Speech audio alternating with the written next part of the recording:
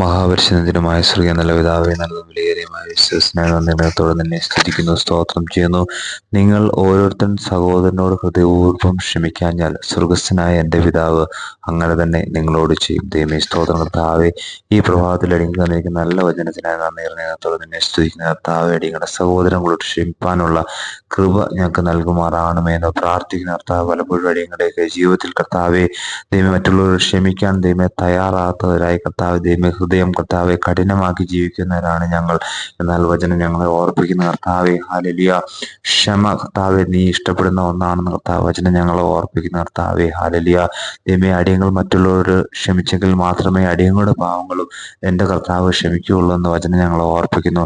അപ്രകാരം കർത്താവെ ക്ഷമയോടെ ജീവിപ്പാൻ ഹല്ലേലൂയ, മറ്റുള്ളവരോട് ക്ഷമിക്കാനുള്ള കൃപ ഈ ദിവസം ഞങ്ങൾക്ക് നൽകണം. മഹത്വം കിടക്കണം കർത്താവെ, സ്വർഗീയ സ്നേഹത്താൽ നിറയ്ക്കണം. സർവ്വേശു ക്രിസ്തുവിന്റെ നാമത്തിൽ തന്നെ ആമേൻ, ആമേൻ, ആമേൻ.